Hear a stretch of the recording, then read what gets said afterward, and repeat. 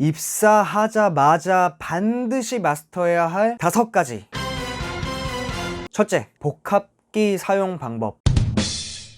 인쇄, 복사, 스캔, 팩스. 보통 첫 직장으로 들어온 신입사원의 경우 프린터기를 잘 다루지 못하는 분들이 굉장히 많습니다. 인쇄, 복사, 스캔, 팩스는 회사 생활을 하면서 가장 많이 활용하는 기본 업무입니다. 이건 업무를 배우면서 차근차근 그때그때 하면 되는 거 아니냐 생각할 수도 있습니다. 맞습니다. 맞아요. 하지만 신입사원을 차근차근 하나부터 10까지 알려주는 경우가 많지 않습니다. 거의 닥치는 대로 하면서 배우는 경우가 많죠. 또한 일반 직장인들, 상사의 입장에서는 복합기를 사용하는 것이 기본 중에 기본이기 때문에 이 부분에 대해서 따로 알려주지 않는 경우가 많고, 알려주지 않은 채로 갑자기 프린트 관련된 업무를 시키는 경우가 있습니다. 아니, 이건 업무라고 생각하지도 않고 일을 시키면서 당연히 하겠거니 합니다. 그들의 입장에서 이건 일이 아니에요. 그냥 숨 쉬는 것과 같이 정말 당연한 거라고 생각합니다. 아니, 생각도 안 해요. 그냥 당연한 거예요. 이를 대비하고 예비하고자 미리 기능들을 파악하고 사용법을 익혀놓는 것이 중요합니다. 실제로 신입사원에게 연속된 여러 페이지의 종이 문서를 스캔해서 보내라고 업무를 시켰던 썰이 있는데요. 보통 이럴 경우 어떻게 스캔해야 하나요? 그냥 종이 뭉태기 한꺼번에 샤샤샤샤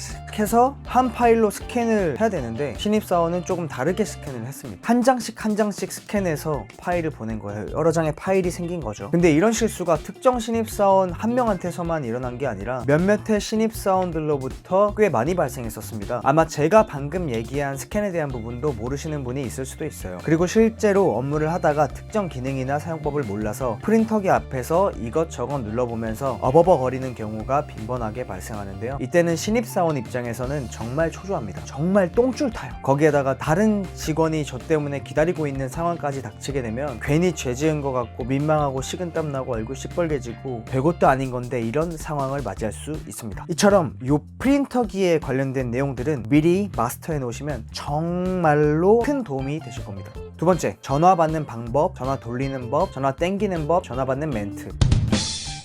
내선전화 사용법에 대해서 모르고 계시다면 식은땀 나는 난감한 상황들이 발생할 확률이 큽니다. 전화를 받는다는 게 정말 복합기처럼 아무것도 아닌 정말 간단한 일인데요. 이걸 몰라서 난감한 경우가 입사 초 때 정말 많아요. 무조건 전화 사용법은 바로 익혀놓으시는 게 좋다고 생각합니다. 실제로 이와 관련된 에피소드들이 몇 있는데요. 제가 입사한 지 얼마 안 됐을 때 전화 사용법을 잘 몰랐을 때 어디 거래처에서 제 자리로 전화 온 적이 있었습니다. 여차저차 얘기해서 돌려드리겠다라고 얘기를 하고 담당자로 전화를 돌렸는데 담당자분의 전화벨이 안 울리는 거예요. 그래서 나중에 알고 보니까 원래는 별표를 누르고 담당자 내선 번호를 누르고 전화기를 내려놨어야 되는 건데 순서를 잘못해서 별표를 누르고 전화기를 내려놓고 담당자 번호를 누른 거예요. 이게 뭐냐면 그냥 전화기를 꺼버린 겁니다.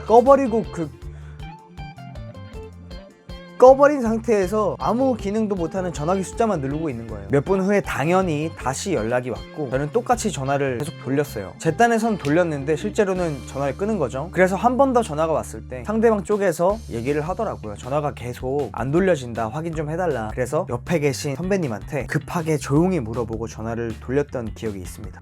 선배님, 이거 전화기 어떻게 돌려요? 업무에 따라 회사에 따라 다르겠지만 내선 전화를 받고 돌려주고 돌려받는 행위는 많은 회사에서 필수적으로 하는 업무입니다. 이 방법에 대해서 회사 선배님 혹은 검색을 통해서 꼭 마스터해 놓으시길 바랍니다. 추가로 같은 팀의 내선 번호는 따로 프린트를 해서 자리 잘 보이는 곳에 붙여 놓으시면 도움이 되실 거예요. 셋째, 업무 필수 용어 파악 및 암기.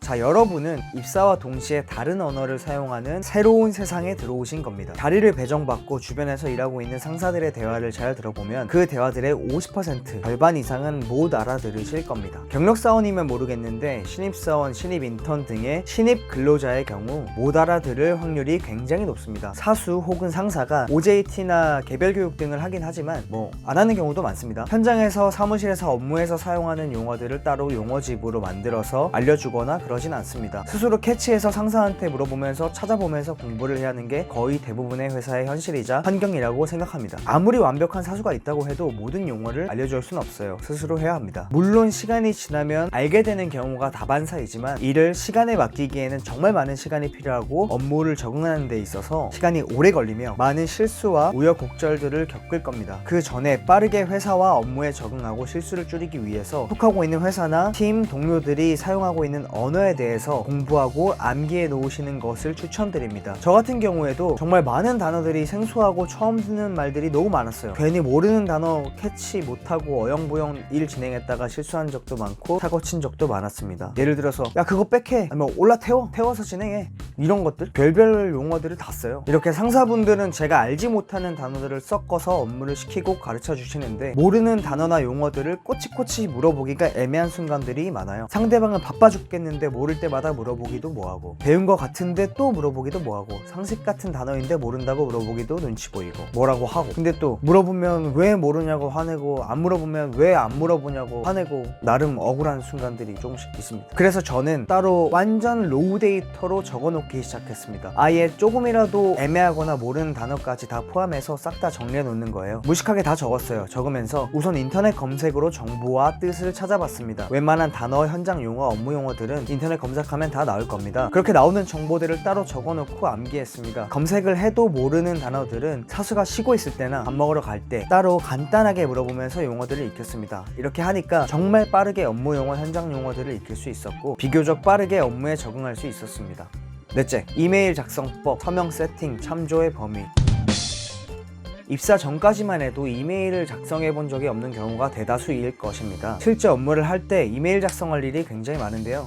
이메일은 가장 대표적인 커뮤니케이션 채널입니다. 이메일을 어떻게 작성하느냐에 따라서 업무의 질, 업무의 완성도, 진행 방향, 속도에 영향을 주기도 합니다. 또한 사소한 이메일을 보내는 데에도 신입사원의 경우 이것저것 생각하다가 많은 시간을 소요하는 경우가 많습니다. 제목은 어떻게 해야 하지, 참조는 누굴 넣어야 하고, 첫 시작은, 내용은, 마무리는, 서명은 어떻게 설정하지 등등 아주 사사로운 고민들을 하게 됩니다. 물론 이 과정도 시간이 지나면서 자연스럽게 습득할 수 있는 부분이지만, 빠르게 조직에 적응하고 실수를 줄이기 위해서는 미리 이메일 작성에 관한 내용들을 마스터해 놓는 것이 정말 좋다고 생각합니다. 이메일 작성법은 유튜브나 인터넷 검색으로도 엄청난 자료들이 나오니까 참고하셔서 배우시면 될 것 같습니다. 다만 회사별, 부서별, 팀별 이메일 작성법 및 예절이 조금씩 다를 수도 있으니까요. 기존의 동료나 선배, 상사들이 보내는 메일을 잘 참고해서 작성하시면 되겠습니다. 즉 공부 플러스 참고, 그리고 작성법을 터득하기 전에 서명을 설정하는 것도 정말 중요합니다. 서명이 뭐냐면, 그 이메일 보내시면은 이메일 밑에 자기 그 명함처럼 적어놓는 게 있어요. 팀, 회사 팀 소속, 이름, 직급, 직책, 뭐 전화번호, 팩스번호 등등 이렇게 설정해 놓는 게 있는데, 그걸 서명이라고 합니다. 그래서 미리 메일을 보내기 전에 서명을 설정해 놓으셔야 됩니다. 서명은 같은 팀 선배나 동료들의 서명을 보고 같은 양식으로 이름과 내용만 바꾸시면 간단하게 완료하실 수 있습니다.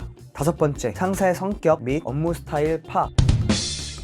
함께 일할 같은 팀 상사의 성격과 업무 스타일을 빠르게 파악하는 것이 중요하다고 생각합니다. 미리 이 부분들을 파악하시면 불필요한 싸움과 스트레스, 감정 소모들을 최대한 줄일 수 있습니다. 난 나야 어쩔 거야, 내 맘대로 다닐래 라고 생각하실 수도 있어요.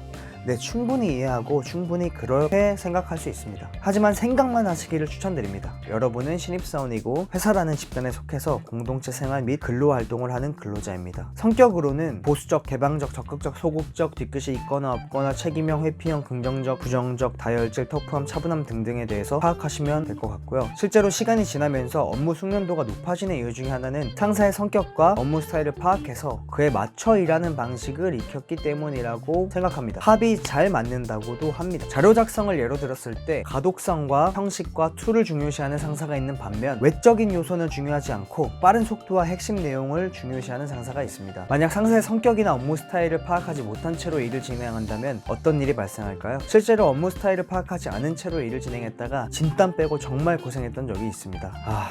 그땐 정말 진짜 벼랑 끝에 서 있었던 것 같아요. 한 상사가 A 행사에 참여하라고 지시를 내린 적이 있었습니다. 지시받은 내용은 이번에 A 행사를 진행하니까 너는 그냥 가서 진행하는 거 사진 찍고 뒤에서 구경하고 따라다니기만 하면 돼 였습니다. 하지만 행사장의 참석자들은 다르게 알고 있었어요. 보조적인 역할을 하는 게 아니라 제가 그 행사를 진행해야 하는 역할로 알고 있었던 거지요. 그래서 부랴부랴 임기응변식으로 겨우겨우 행사를 마무리했던 경험이 있습니다. 그 경험 이후에는 항상 그 상사의 지시가 있을 때마다 지시받아 지시받은 즉시 질문을 통해서 세부 업무와 진행 내용을 확정했고, 이메일을 통해서 유관부서와 팀에게 내용을 공유하였습니다. 이 상사는 업무 지시를 할 때 관련 내용은 생략한 채로 쉽게 업무 지시를 하는 스타일이었습니다. 물론 어느 사람에게나 나타나는 모호한 업무 지시, 커뮤니케이션의 오류에 대한 문제도 있긴 하지만 유독 그 상사가 업무 지시를 할 때는 이러한 특성이 강하게 나타났습니다. 상사의 업무 스타일을 파악하지 못한 채로 일을 진행하면 고생할 확률이 정말로 높습니다. 이외에도 많은 썰들이 있지만 오늘은 여기까지 말씀드리겠습니다.